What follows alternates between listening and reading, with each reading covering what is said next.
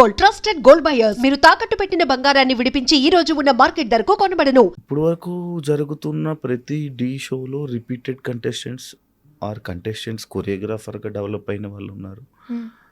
చాలా ఎప్పుడు ఏదో ఒక విధంగా డీలో కనిపిస్తున్నారు. అంటే డీ వల్ల నీకు చాలా నేమ్ వచ్చింది, ఇంత ఫేమ్ వచ్చింది, ఈ పొజిషన్ వరకు నేను తీసుకుని వచ్చిన డీ. బట్ మళ్ళీ 3 years గ్యాప్, ఎప్పుడు డీలో కనిపించలేదు. ఎందుకు అనిపించలేదు? మధ్య మధ్యలో నేను పర్ఫార్మెన్స్ కూడా మొన్ననే చేసా అలా సంకేతం. అలా అలా అండ్ నాకు ఈ సీజన్ కి పిలిచారు తెలుసా. I was in that Bigg Boss contract అని వెళ్ళలేదు నేను. పిలిచారు నాకు, సార్ నేను చేయలేను అన్నాను. నెక్స్ట్ సీజన్ కి కూడా అడిగారు, కానీ బీబీ జోడి. బీబీ జోడి ఎక్కువ, డీ ఎక్కువ నీకు? I'm now in contract with BB Jodi. It's not about ఏది నాకు ఎక్కువ, it's about paper work. Choreography చేయవా? ఎప్పుడు చేయలేని అనిపించలేదు? ఎందుకు? నేను ఐ థింక్ నేను ఎప్పుడు ఒక పర్ఫార్మర్, నాకు కొరియోగ్రఫీ రాదు, నేను ఒప్పుకుంటున్నాను, నాకు రాదు. అసిస్ట్ నేను చేశాను కొన్ని మూవీస్కి, కానీ I think I never wanted to be a choreographer. అంటే డాన్స్ నేర్చుకుంటూ నేను డాన్స్ చేస్తా కదా, నేను ఎందుకు నేర్పిస్తాను అనేది. Maybe after again 20 years 15 years when body shutting down, అప్పుడు నేర్పిస్తానేమో, కానీ నాట్ నౌ. అప్పుడు ఎలా నేర్పించగలరు? ఎందుకు నేర్పియను? It's easy to teach. But నువ్వు సంకేత్ మీ ఇద్దరు కొరియోగ్రఫీ కంటెస్టెంట్స్ చేస్తారని విన్నాను నేను. నో వి నెవర్, ఎప్పుడు చేయలేదు. మీరు ఇప్పుడు సంకేత్కి ఎలా చేయాలి, అలా చేయలేదు. పక్కన ఎవరైనా పార్ట్నర్ ఉంటే హెల్ప్ చేస్తాను obviously, because obviously Sanket is a friend కాబట్టి.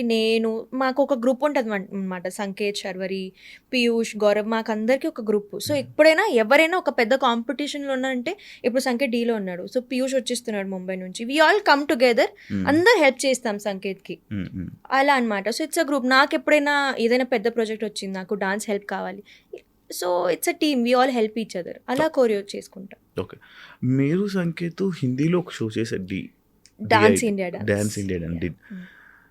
అక్కడ అంత ఫేమ్ రాలేదు, బట్ డీలోనే చాలా ఎక్కువ ఫేమ్ వచ్చిందంటే యాక్సెప్ట్ చేస్తావా? Definitely, yes. ఒక డాన్సర్ నాకు DID is Bollywood show, Zee నెట్వర్క్లో వచ్చేది. అక్కడ నాకు I think I started that show, wild card ఉండే, నేను హాఫ్ షో నుంచి చేశాను. అండ్ అక్కడ స్మాల్ డ్యూరేషన్, అంటే ఓన్లీ 1.5 months షో అంతే. ఫైనల్స్ దాకా వెళ్ళాను. నాకు ఐ థింక్ ఆడియన్స్ ఎంత పెరిగాయి, 23K 24K అంతే. అప్పుడు అదే ఎక్కువ అంతే. తర్వాత కిందకి ఇట్లా ఇంకా మైనస్ ఫాలోవర్స్ అది తగ్గుతున్నాయి అన్నప్పుడు ఇంకా కోవిడ్ అయిపోయింది, 2 years గ్యాప్ వచ్చింది. అనుకున్నా నేను నా లైఫ్ ఇంతే, అంటే నేను నేర్చుకున్న డాన్స్ క్లాస్లోనే ఒక ఫ్యాకల్టీలా జాయిన్ అయిపోయి అక్కడే ఇంకా సంపాదించుకొని ఇక్కడే సెటిల్ అయిపోతాను అనుకున్నా, ఒడిస్సాలో మా ఇంట్లో. But life had different plans for me. Shashi master called my mentor. Dance India dance ఎవరితో చేశానో, నాకు అప్పుడు క్యాప్టెన్ ఎవరు ఉన్నారు, ఆమెకి కాల్ చేసి, ముంబై నుంచి డాన్సర్స్ ఎవరైనా ఉన్నారా ఇట్లా సౌత్ షోకి కావాలంటే, ముంబై నుంచి డాన్సర్స్ కాదు, ఒక తెలుగు అమ్మాయి ఉంది, మీకు కాంటాక్ట్ పంపిస్తాను, she was in my team only, dance India dance చేసింది అలా అంటే. నాకు కాంటాక్ట్ పంపించారు. మాస్టర్కి, Shashi master liked my profile, నాకు పిలిచారు, కాల్ చేశారు. అండ్ నాకు డీ నెట్వర్క్ అనేది ఎంత కష్టం అంటే అక్కడ నేను ట్రై చేస్తూనే ఉండేదాన్ని, దట్ అరే ఈ డీ షో వెళ్ళాలి, డీ షో అసలు ఆడిషన్స్ ఎలా, ఎవరిని కాల్ చేస్తే కూడా నోబడీ యూస్ టు పికప్. ఇదేంది, హౌ డు ఐ వైజాగ్లో కూడా అడిగాను, ఆడిషన్స్ అవుతున్నాయా, లేదు మాకు ఐడియా లేదు తల్లి అనేవారు. ఓకే, అదే వచ్చింది. Shashi master, do you want to do Dhee అంటే, ఓకే సార్ వస్తాను అన్న. ఇప్పుడే దాని ముందే నాకు ఒక కాస్టింగ్ కాల్ వచ్చింది, we will teach you acting, నవరసలు అవన్నీ ఒక సెషన్ ఉంటుంది, ట్రైనింగ్ ఉంటుంది, వస్తారు. ఓకే, హైదరాబాద్లోనే ఉన్నాను, 9 days ఆఫ్ ట్రైనింగ్. తర్వాత 10th day వాజ్ మై డీకా ఆడిషన్. అయింది, అంత అయింది. ఆడిషన్ ఎలాగో నన్ను రిజెక్ట్ చేసేసారు ఆ డైరెక్టర్, బికాజ్ ఈ పిల్ల ఫోక్ రాదు, ఎట్లా అసలు ఎనర్జీ లేదు, how will she do. Shashi master showed మీకి నై చేస్తుంది పక్క. ఇంకా డీ నుంచి ఐ థింక్ నేను చాలా మంచిగా గ్రాప్ చేసుకున్న ఆపర్చునిటీ కూడా. డీ వచ్చింది అండ్ నేను రీల్స్ ఇట్లా పిచ్చిగా చేసేదాన్ని అప్పుడు, because I'm getting that love from them also. Dhee made me go from 21K to 815 or 60K. And then మెల్లిగా నేనే బిల్డ్ చేసుకొని ఇప్పుడు నాకు ఒక I think 2-3 months back 1 million వచ్చింది. బట్ డీలో వేరే అందరు వచ్చి నాకు కాల్ చేసేవారు, అంటే everyone was shock, even the team and ETV. మస్తు పెరిగాయి కదా నీకు ఫాలోస్, అవును సార్ అవును, అందరికన్నా ఎక్కువ అయిపోయింది నీ ఫాలోస్, అవును సార్ తెలుస్తుంది నీకు. ఎక్స్పెక్టెడా నీ ఫేమ్, అన్ఎక్స్పెక్టెడ్ ఫేమా డీలో? Unexpected, the kind of love. నేను అందుకే కదా హైదరాబాద్లోనే సెటిల్ అయిపోయా, నాకు ఇంత ప్రేమ దొరుకుతుంది హైదరాబాద్లో అని ఇక్కడే ఫిక్స్. ఒక పేరింగ్ వల్ల నైనికకు ఫేమ్ వచ్చిందా, ఆర్ నైనిక డ్యాన్స్ చూసి ఆ ఫేమ్ వచ్చిందా? పేరింగ్ వల్ల అయితే రాలేదు, Hmm. ఎందుకంటే ఇప్పుడు కనిపించింది ఓన్లీ నేనే Hmm. సోలోగా. Hmm. సో పేరింగ్ వల్ల రాలేదు. అది కూడా ఆ పేరింగ్ కూడా నేనే ఎక్కడో అంటే it's all started with me only, నేనే చెప్పేశాను యా. సో నేనే ఎట్లా and I think I won't say it was a bad thing, somewhere as it helped me. But కానీ నువ్వు నౌ పీపుల్ విన్నావు కదా అదే Yes. ఈ రూమర్ అనేది. కానీ I won't say that's true, ఎందుకంటే నాకు యాక్చువల్ ఫేమ్ వచ్చింది D13లో. Yeah. D14లో I was paid up, yes, but D13లో ఎండ్లో ఇదంతా స్టార్ట్. దాని ముందే I was there, I was discovered, established, people use to love me. And I think నేను క్రెడిట్ నాకు నా పర్ఫార్మెన్స్కి ఇవ్వను, కానీ శశి మాస్టర్కి ఇస్తాను. బికాజ్ ఆయన నాకు స్టేజ్ మీద అంత మంచిగా చూపించారు, యాడ్స్ అనేది అంత మంచిగా డిజైన్ అయ్యాయి కాబట్టి. So I think no, pairing వల్ల అయితే రాలేదు. కానీ డీలో ఒక షో చేస్తున్నప్పుడు కానీ ఒక పేరింగ్ అయ్యే ముందు జనాలు పెట్టే కామెంట్స్ మేనిఫెస్ట్ చేస్తుందా? నువ్వు దాన్ని నమ్ముతావా?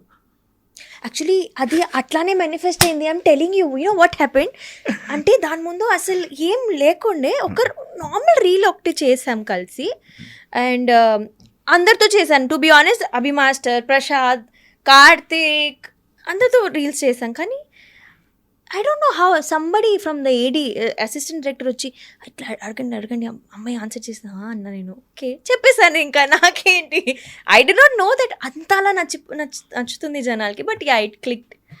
కానీ జనాల కామెంట్స్ వల్ల డెఫినెట్లీ, బికాస్ ఆడియన్స్ పల్స్ అక్కడ క్రియేట్ అయిపోయింది. ఇంకా ఆడియన్స్ ఏదైనా ఏ జర్నీ అయినా అంటే కామెంట్స్ వల్లే మైండ్స్ మారిపోతాయి కదా జనాలు. లైక్ ఇప్పుడు ఎగ్జాంపుల్ బిగ్ బాస్ టాపిక్ అయిపోయింది కానీ మాట్లాడదాం.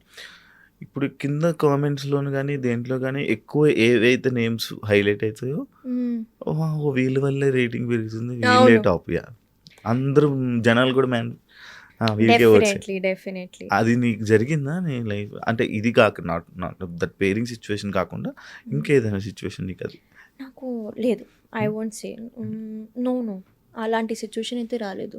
కానీ బిగ్ బాస్లో కామెంట్స్ అయితే పిఆర్ వాళ్ళు కూడా పెట్టేస్తారు కదా. Don't trust comments. ఆబ్వియస్లీ వాళ్ళకి తెలుసు ఇలా చేస్తే, because it's manipulating the audience. Very ఈజీగా you can manipulate an audience. నువ్వు బిగ్ బాస్లోకి వెళ్ళేటప్పుడు ఏ పిఆర్ని పెట్టుకొని వెళ్ళలేదా? అంటే ఇది బిగ్ బాస్ పెట్టుకున్నా, కానీ it was a fresh PR. ఆడమే అసలు ఫ్రెష్ కామెంట్స్ పెడదామని ట్రై చేశారు, అంతలో పాపం they only made reels on me. కానీ బిగ్ బాస్ పిఆర్ అంటే ఉంటుంది కొంచెం, మనం ఇట్లా తేడాగా ఆలోచించాలి. పిఆర్ అంటే ఇట్లా గట్టిగా ఉండి, తర్వాత వచ్చాక నాకు అందరు పిఆర్లు తెలిసాక ఇది చేసాం మేడం అడిగారు తెలుసా, నాకు పిఆర్ మంచి పిఆర్ అడిగారు. నేను వద్దండి, నాకు వద్దు, నాకు ఆల్రెడీ సెట్ నేను then I realise that PR అనడం అంటే not only you growing, but మిగతా వాళ్ళని తక్కువ కూడా చేయాలి. PR work has to be a little on the negative side కూడా. నాట్ ఓన్లీ బిగ్ బాస్ అంటే బిగ్ బాస్ అనేదే కాదు, నువ్వు అంటే నీ కెరియర్లో నువ్వు ఇండస్ట్రీ జర్నీలోని ఎలాగైతే రన్ అవ్వాలనుకుంటున్నావో అది రన్ అవుతున్నప్పుడు ప్రతి ఒక్క సెలబ్రిటీకి ఒక పిఆర్ ఉంటారంట. లైక్ ఇప్పుడు నైనిక ఎక్కడ కనిపిస్తే అక్కడ వెంటనే కామెంట్స్ పడిపోవాలి అంటే నీ జర్నీలో. ఓహో, that PR you are saying, అంటే public proper actual. No, I still don't have a PR. Actually నేను పెట్టుకుందామని ఆలోచిస్తున్నాను. ఉన్నారా, విన్నారా? డెఫినెట్లీ ఇది ఉంటుంది. బికాజ్ అది ఇంపార్టెంట్ కూడా, I think so. Because building public relations is very important, and ఈ రోజుల్లో అదే ఉండిపోయింది. Media is getting you work. So అంతే. ఇంకా నేను కూడా అంటే మమ్మీకి అదంటే, మమ్మీ ఇంటర్వ్యూ వెళ్తున్నాను, ఎందుకు మళ్ళీ కాంట్రవర్సీస్ వస్తాయి కదా, అటు మళ్ళీ ట్రోల్. మీ అదే కావాలి, నీకు అర్థం కావట్లేదు. It's okay, let them troll me, let them hate me. Good or bad, because media is again good or bad. నాకు last night I had a big discussion with my friend. అంటే తను నాది ఏదో ఒక రీల్ చూసి కింద చండాలంగా comments ఉన్నాయి, నాకు పంపించి I am not liking this, I have put violence case on them. ఎందుకు అన్నా నేను, because at the end of the day they are not competing with me, they are not feeding me, నాతో ఉండట్లేదు, నా family కాదు, నా friend కాదు. నేను it is my choice that నేను ఒక యూనో సోషల్ మీడియాలో ఉంటాను. It is my choice that నేను టీవీలో కనిపిస్తాను. Whatever I'm posting is my own choice. దానికి కొంతమంది జనాలకి నచ్చవచ్చు, కొంతమందికి నచ్చకపోవచ్చు. అది నా చేతిలో కాదు. What can I do? I can just ignore it. I can not tell them కదా మీరు నన్ను ఇట్లా మంచిగానే చూడండి, because it's their own thought process.